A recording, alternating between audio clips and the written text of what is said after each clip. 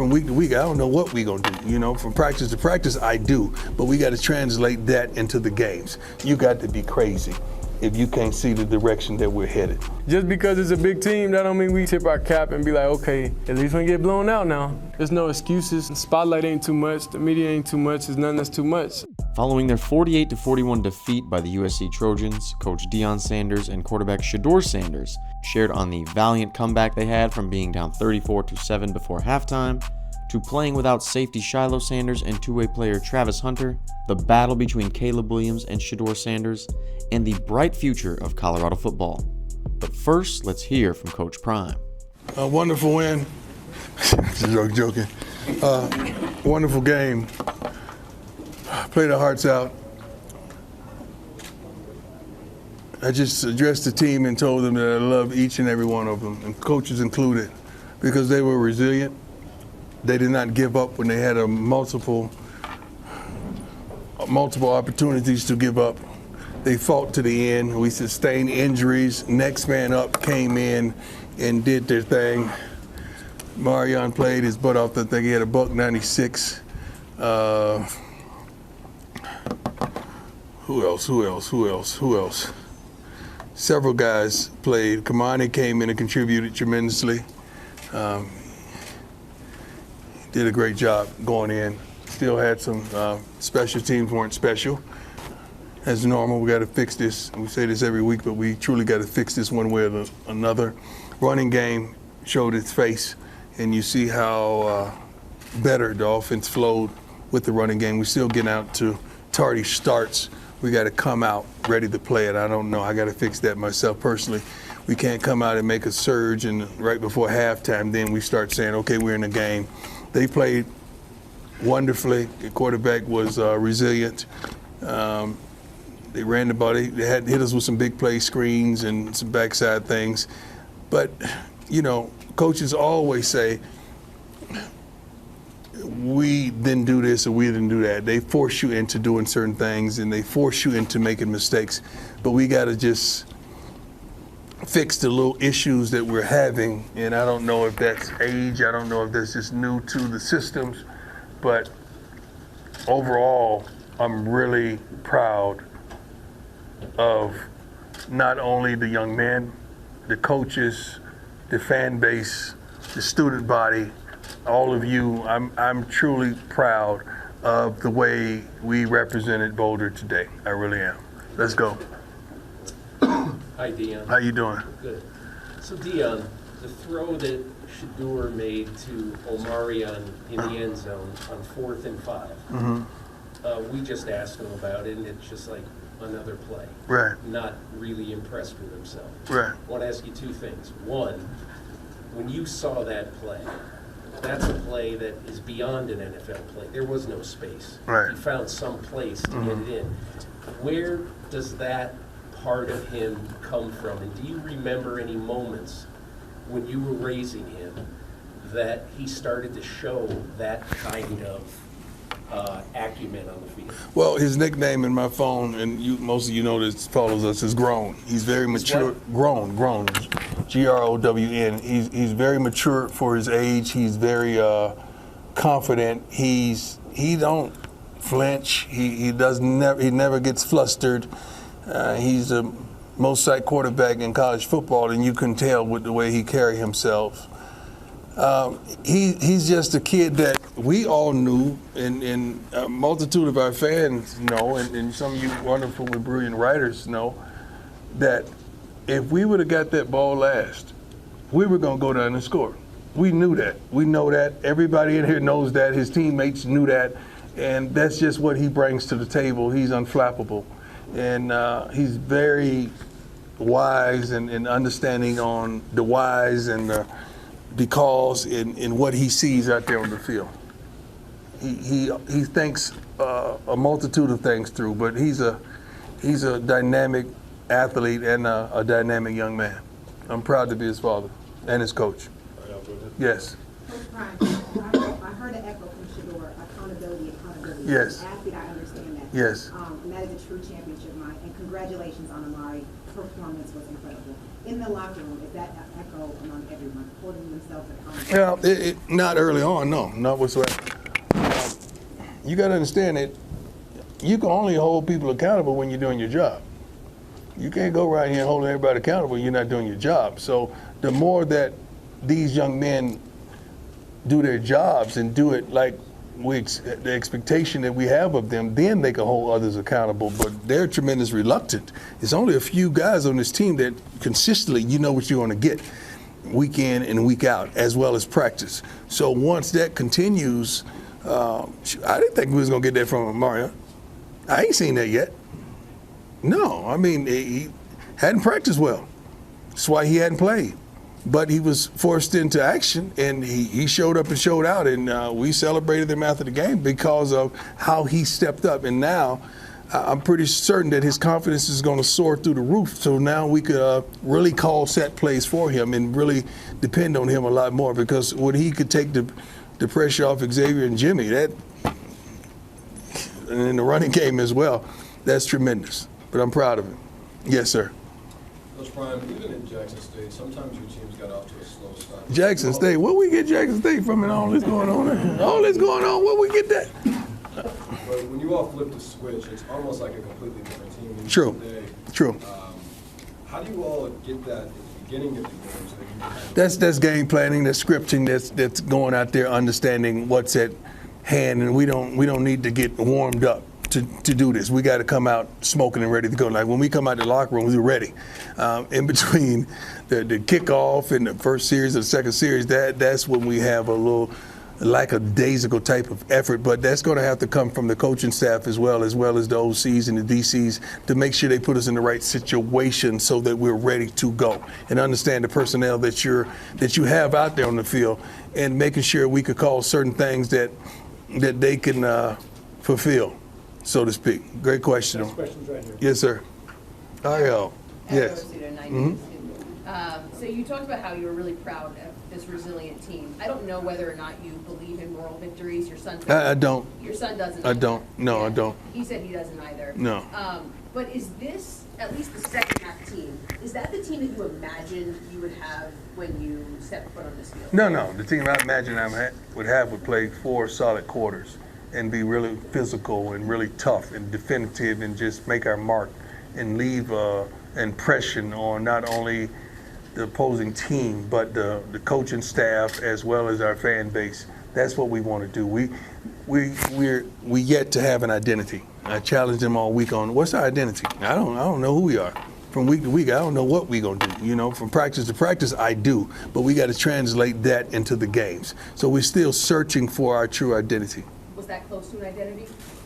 Was that second half performance, was that close to an identity? We gave up points. We're still giving up points. We got to stop giving up those type of points and spotting teams. You don't want to do that. We're too vulnerable. But in saying that is no excuses whatsoever. But 3 starters short in the secondary with tremendous. Backup right tackle came and did a phenomenal job as well. When Savion went out, and we were praying for the big fella because he was in tears and he wanted to fight and keep it going. But I'm like, hey man, we need you for the long haul, and we're praying for Savion as well. Coach Prime, Joe Rico, my last sports radio, the final word. I thought with the transfer portal, that's all I heard in the offseason, but it was nice to see the freshman class come through with some really big plays throughout the game, not only the receiver, but Cormani. You know, I've been up here for practice waiting for him. And it was really nice to see him show out. Can you talk a little bit about that? Because that's got to be a feather in your cap, you know, him taking the field and playing so. No, I don't. There's no feather for him to take the field and play. He's supposed to take the darn field and play. We want him to be that dude. So, no, we don't give feathers whatsoever. We have an expectation of what they should be doing and accomplishing. So, but those 2 young men today, what they did, they stepped out and kind of separated themselves from their yesterday. Their yesterday was terrible, but today they came out and established themselves. We just want them to build on it, because now we will establish an expectation of the expectation that we already had for them. I'm proud of them, and with their success as well, you see young guys. I just saw a couple recruits in. They can't wait to get here in the spring and get going. I mean, so that entices them to make sure they get their schoolwork so they could graduate early so they could get here and get going. So that's the win as well. Who? Yes, sir. Brian Howell from Daily Camera. Obviously, when you look at last week's game and then the first half of this week, like things were starting to fall off the rails a little bit. But the way you guys finished, I know it's a loss. Is that important for you guys and this team to finish the way you did? Well, it's always important to finish strong. I'm sorry for cutting you off. I'm ready to go. Not home, but ready to go with it. It's always important to finish strong in whatever you endeavor to do. Why would you start if you don't want to finish right?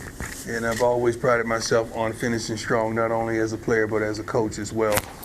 In building our team in that aspect, we're well conditioned, we're in shape. It's not like we tire down the stretch, because usually when people tire, they start losing the thought process of, and they start blowing coverages, missing assignments, offsides. And I think we did a good job in penalties. That's one thing we harp on: penalties, time possession. We want time possession today, but give me that stat on penalties. Where were we penalized? Yeah. 7 for 60. What were they? 5 for 37. That can't be true. Heck, you only have 5 penalties. Well, they had a couple double penalties one time. We should have took both of them. That would have helped them. Yeah. That and the pass interference on the sideline was really. Fish was like, "Is anything can I help you with?" I said, "Yeah, that pass interference on the sideline. You can help me with that." That was a big call. That was a big call, but they did a great job. Coach. Yes. Your boss, 24/7 Sports. Yes, sir. A lot of Hankerson today. Why was he standing out? He ran the ball hard. He ran good. He's been consistent every game. We try to let everyone touch it to see, how are they going. I think we had maybe 4 or 5 tailbacks that had opportunity to touch the ball today. That's a good thing, because all of them want to play, because all of them deserve to play, because they're really, really good. But Hankerson stood out. He hit it. And, he had a couple one-on-ones in the secondary. I wish he would have shook him and got out of there. But you want to just push pause right there and just throw Dylan in there and see if Dylan can wiggle out of it. But Hank is resilient, man. He's been doing a good job. All these guys came, try to come in and force him out, and he wouldn't relinquish his position. So I'm proud of him as well as a man. Yes, sir. Coach, you talked about how everyone believed that if Shedeur got the ball there, yes, the offense got the ball late, you guys were going to go down and score. I don't know if everyone would have believed that would have been the case in the second quarter. So what does a finish like you guys had do for this team's belief moving forward? It's tremendous belief-wise, but we got to believe no matter what. It can't be just because it's a quarter or the second half. We do believe in 2. Like, we do. I don't give a darn what down it is or what quarter it is or what time of day it is. We do truly believe in what he's capable of doing with this offense. We just got to make sure we keep him in the right situations and protect him, because shoot, he's a baller. He's a now player. He's a today player that young men want to play with. Receivers are calling from all around the country, want to play with him as well. So they're encouraging him not to look down the street too far, like we all are encouraging him, because we understand what's coming. If you can't see what's coming with CU football, you've lost your mind. You just a flat-out hater if you can't see what's going on and what's going to transpire over the next several months. Something's wrong with you. Yes, sir. So it could have been so easy for this team to feel sorry for themselves. Yes, sir. Feel folded, down 32-7, especially after what happened last week. What do you take away in terms of that light bulb moment that went on for them? And well, we challenged them tremendously at halftime to, everybody say they want the light until they get in the light. Now, when you get in the light, the thing about the light, it echoes your blemishes. So we challenged them to come out here and, I ain't got time to be trying to fire you up and give you the most dynamic speech that I could craft, intellectually, and use some true words that I have to look up in my vocabulary. And the thesaurus, how to say that word, Pastor? Thesaurus, yes.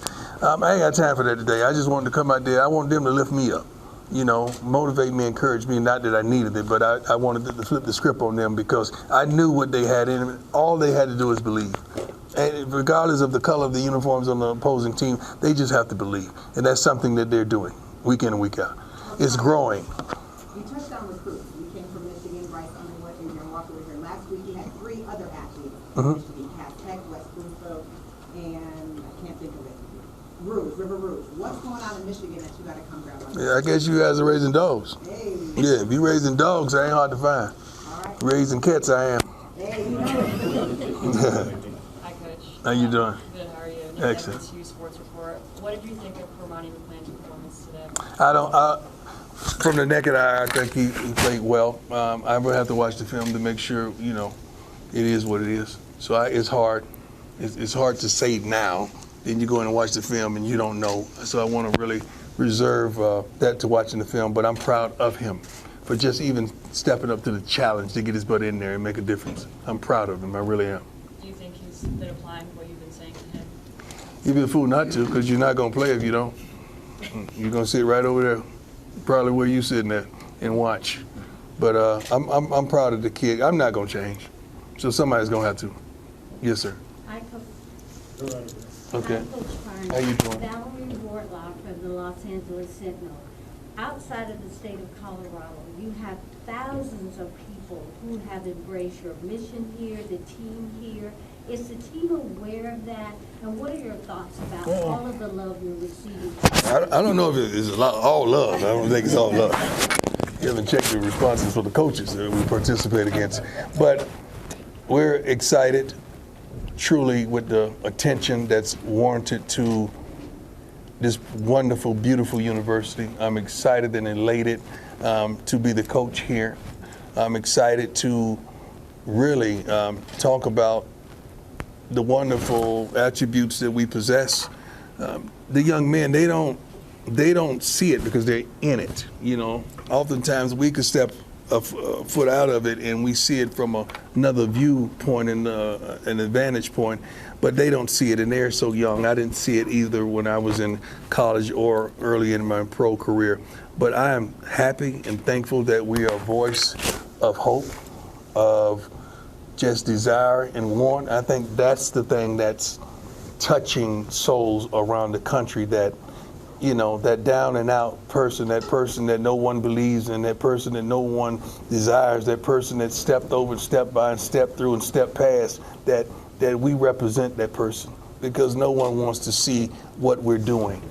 They don't want to see us accomplish what we're doing. And I said, and I will reiterate this, you got to be crazy if you can't see the direction that we're headed. And I'm so happy and thankful to be the head coach of this wonderful university. Thank you. Coach, Dennis Dodd from CBS Sports. Yes, sir. We all know how good Caleb Williams is. If he doesn't play that way at that level today, do they win? I don't know. The kid always plays that way. I haven't seen him play badly. I think, he had some throws that I'm sure he would have wanted back, but that kid is a flat-out baller, man. He is a difference maker. He makes them better. His thought process, even just directing traffic and putting them in the right play calls in the right situation, he does a wonderful job of checking off and just changing things and getting the ball out of his hands. It was a pleasure for me to play against them and their head coach. That was fun. That was fun for me. That really was. Probably didn't look like it from probably the shots that they probably showed. I don't know what they showed, but that was fun. That was fun. All right, thanks, Coach. We good? Excuse me? That throw was fascinating. Excuse me? The throw, Shedeur. Oh, the throw. I thought you said dead row. I was like, what is that? No, Shedeur go. That throw was fascinating. We see this as fans. We're like, wow, that's incredible. We don't see throws like that. And you and Shedeur seem to think, feel like it's normal. Is there anything he does that makes you, impresses you or kind of wows you or shows you out? No, I'm his dad. Like, I have an expectation for him, and I've been seeing this, and he's been built and reared for this his whole life. You didn't believe. I believe, everybody from the previous locations that we played. The kid has always won. He's always been dominant. He's always been smart and intelligent and concise. He's always been a competitor. He's always lifted the level of competition, and he's always given us a chance to succeed in every level. So I could go on, but I don't want to sound like the dad, but I'm just really speaking to you as the coach. I tried my best not to speak to you as the father, but the kid can flat out play. I know a lot of people doubted him and said I just thrusted him into the starting position, or what they call it, nepotism or whatever. All of you should just look in the mirror and slap whatever you see. I'm in on that. You got there late, huh? Now we're going to hear from quarterback Shedeur Sanders on not only the up and down game that he just played against the number 8th ranked team in the country, but also the quarterback battle he just had against the number 1 quarterback prospect in the country. When you compare the stats between Shedeur and Caleb Williams, Shedeur threw for barely a little less yards than Caleb, and when you compare the quarterback battle that these men had, you can see that Caleb Williams definitely outdueled Shedeur Sanders by throwing for 400 yards and 6 touchdowns and 1 interception, compared to the 370 yards and 4 touchdowns and 1 interception that Shedeur had, which just continues to solidify the number 1 rank for the NFL draft that Caleb Williams has held for the last 2 years coming into this year's draft, and will probably catapult USC up in the rankings and keep Colorado as an unranked team. We'll hear Shedeur not only talk about this battle, but also leading his team on a major comeback from being down 34-7 before halftime. All right, we got a Marion Miller who just set a freshman record, most yards in the game for a freshman. Congrats. Drew Sanders, Roderick Ward. Who's got the first question? Can I ask both Shedeur and Omarion to please... Omarion, sorry. Can I ask you both to describe the 4th and 5 touchdown pass? And Shedeur, first with you, what did you see? Because every replay I saw, there wasn't any opening there, and you found one. Can you sort of describe what you saw, and then maybe go from there? Really just trusting the play call. OC coach, he made the call. We just got to execute it. That's it. Starting off, we executed plays early and often. We was here and there, and then we had a couple penalties. So we can't afford to keep doing that when we're playing these better teams. And yes, I'm proud of him for being able to step up and knowing it's that moment his time was coming, and he put it on display for y'all. Martin, what did you see on that play? Pretty much the same thing Shedeur said, just trusting in the play, we go over those plays every day, just building confidence with each other, and, just believe I can make that play. So, it's all about trusting your teammates. Were you screened on that play by the defensive back? Not really. He kind of just stepped in front of me, and, I took it backside, and I just went and tacked the ball. Ryan, Jake. Omarion, what was it like to just have the game you had today? Oh, man, it was crazy, Honestly, last night I dreamed about playing like this, I just dreamed I'd come out here and destroy, and I did it. So, all praise to God. Matt, go ahead. Shedeur, Matt Smith, 104.3 The Fan.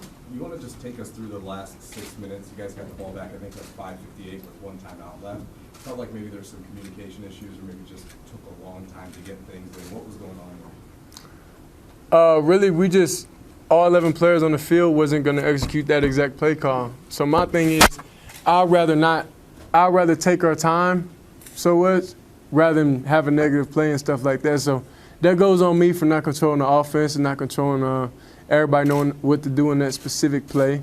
But that's why it took. And, sometimes I checked runs on some plays because it wasn't the great look that we needed regardless of anything. We just want to play a real clean game. And it's things we could always go back and do better. Y'all on the outside, y'all, everybody has opinions of what we could do, but y'all not in the moment. Y'all not seeing what we seeing. Y'all don't know that wasn't going to work for that. So what's our change up? We got to do something else to keep it going, keep us in tempo, and have another positive play. So that's why we was really going slower, and I put a lot of that on me. Coach, he's really a fast tempo guy, but I slowed it down, and that's just on me. I got to grow from.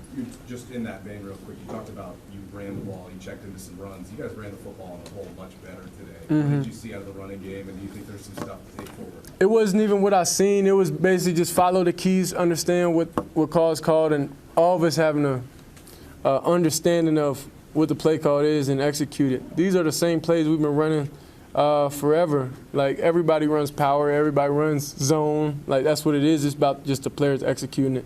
So I feel like today we had a better mindset and understand, okay, we got to execute these plays for them to be able to work, and that's what we did. We just got to do it quicker. Tyler, Tyler King, Denver Gazette. What have you seen from Omari in practice that has led to the confidence that you had in him today? Because there was, I think, the one play in the fourth quarter, you just threw it and he wasn't looking, and he turned around and it kind of popped right in his chest. What has led to the confidence in him in practice? Well, that's an anticipation throw. That was where I know where he's going to be, and I trust he's going to do that. And all it is I've been telling him, I said, bro, I need you to step up even from day one, whenever he was just out in summer workouts and stuff. And I told him, I said, bro, you could be a big part of the offense, or you could just have a freshman year and just wait. You know what I'm saying? So it's up to you, and I'm glad he finally came and understand who he is as a player and understand, like, you know, the level. Everybody's human. Everybody can be beat, and he has what it takes to be able to go out there and dominate. So I'm happy he was able, in one of the biggest games of the season, able to go out there and do that. Roderick, Adam Worcester Tiger, 24/7 Sports. When did you think that you were going to get this started? What was it like getting out there against a quarterback like Caleb Williams? I found out earlier this week.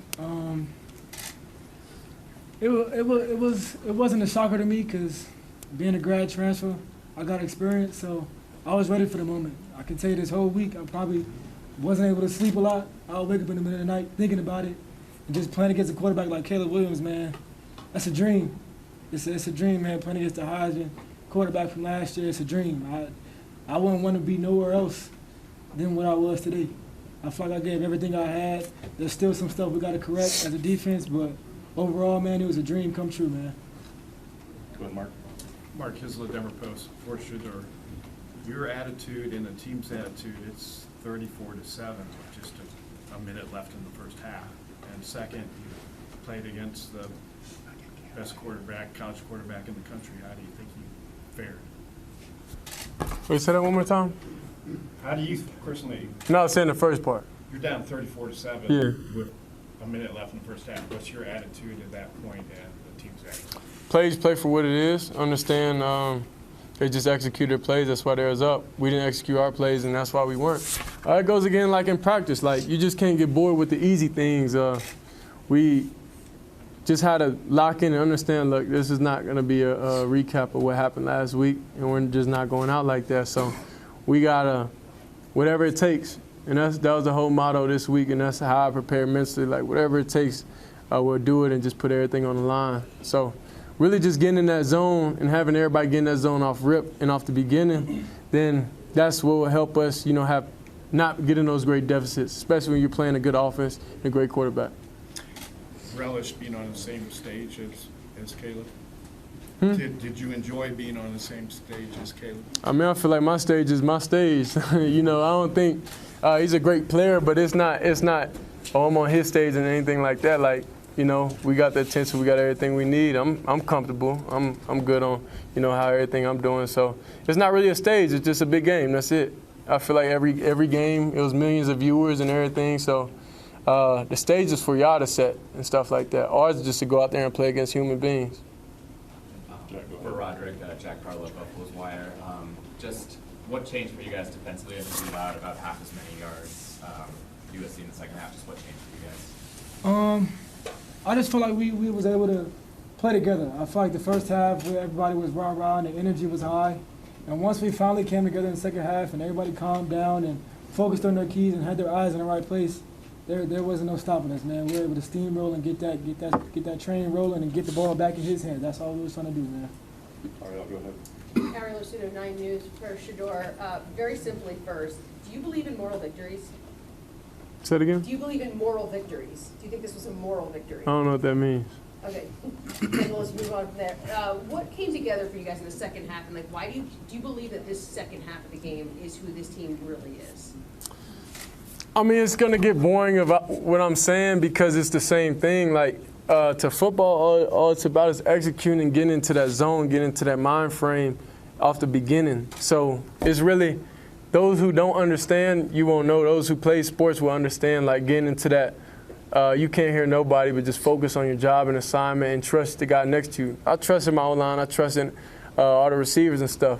There's things they're good at, things they're bad at. But play to everybody's strengths and really just get back with Coach Lou, and just talk about what we like, what we don't like, what we're getting great looks out of, and he called a great game. for a while for Shedeur and Roderick. This game was looking a lot like last week's game, and then you guys turned it around in the second half. What does this valiant comeback mean moving forward? What does winning the second half against USC mean moving forward for you guys as you progress in the season? Nothing. We just lost.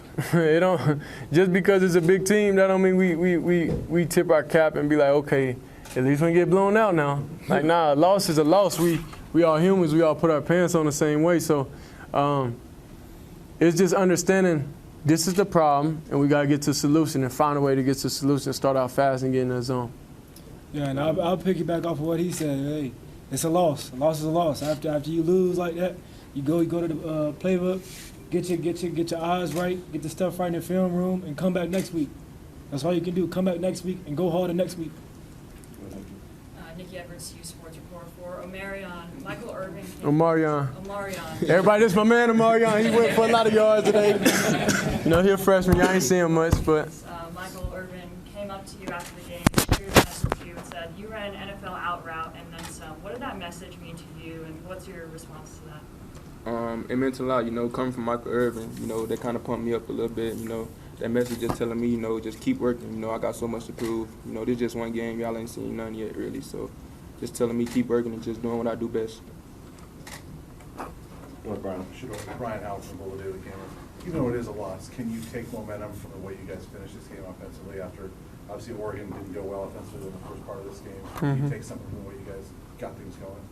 Yeah, just continue to just go off the message that Coach keeps telling us week and weeks. We got to do the simple things right, and before we're able to do a lot of exotic things. So that's really just going into it, understand like the small plays, like the read keys I didn't read the right way and pulled it. Like certain things like that we just can't afford to do, and that's going to get us behind in the game. So that's really it.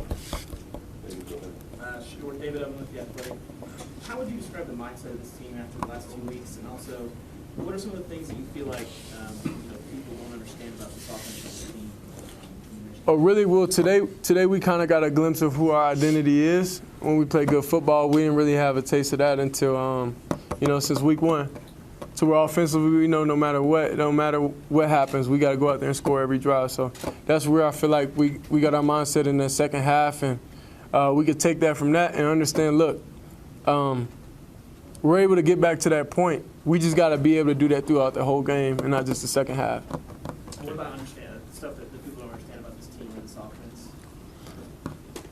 I can't really say because it's universal everywhere. Everybody has problems. Everybody has new players. There's no excuses. The spotlight ain't too much. The media ain't too much. There's nothing that's too much. I feel like we have a great job handling that and blocking out distractions. So it's up to us individually, and then we come collectively as a team. Okay, 2 more. Go ahead, Marcus.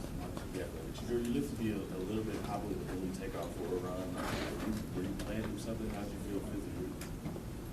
feel physically? Nah, for sure. My ankles hurt a little bit. I ain't gonna lie, it was. And ever since I was younger, like my shin be swollen because I used to hit my shins on desks and stuff when I was in school on accident. I was clumsy. I was a clumsy kid, so I think that's a permanent thing, and it reminded me of how it was back in the day when I was younger. So that was really it. I got twisted up one bad time. Basically, I got twisted up. You know how Xavier Weaver, every time he gets hit, he just falls weird. That's just what happened. Okay, last one, Mick, go ahead.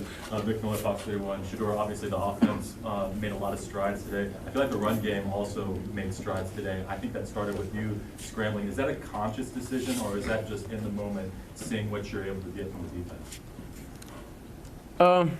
It's funny, we had this conversation the other day. We don't have predetermined, I'm going to take off. That's not what it is. We got to understand how they're playing this, how they're going to contain me and stuff like that, and understand, okay, basically the rush lanes. So progression, 1, 2, if we feel something there, then we're able to slide over. And one on the interception, I feel like I should just slid and weave the ball. Now we made one bad things, 2, now I start scrambling, and he slipped, miscommunication, pick. So, there's things like that I can't put that on the receivers, and that's just on me. And just me just getting back to the basics and understand week after week and practice. Even when I feel pressure, I got to be able to stand in there and take it. Okay, thanks, guys. And just like Shedeur and Coach Prime continually said, this team showed so much resilience because not only to be down by 27 points in your own stadium, how it's so easy to be willing to give up, but let alone to be down 27 points at halftime to a powerhouse of an opposing team, your mental fortitude can just drop because you get so hyped for this game. There's so many celebrities, there's so many TV shows at this game, and you come out flat, getting your butt kicked. It's so easy to just mail the rest of the game in, but none of them did that. And I think it's impressive, and it's a testament to the culture that Coach Prime and the rest of the Colorado Buffaloes have instilled by getting rid of so many players from last year and continuing to build up their program from the ground up. Now, as we look forward, this has a big impact on Shedeur Sanders and Caleb Williams' Heisman candidacy, as well as their NFL draft prospects, with keeping Caleb Williams at the top of both of those lists. And for Colorado, it shows that still, after 2 games, they have yet, despite all the hype, despite all these social media clicks and views, despite all the TV shows that they're appearing on, they have yet to win a conference game. And fortunately for them, they get a little break in their schedule from these top-ranked teams over these next few weeks. But at the ending part of their schedule, they are going to have a top 10 team, top 15 team, and maybe a top 5 team by the end of the year. And maybe that will be a good thing, because by the end of the year, the team will start to come together with their chemistry and how they play together.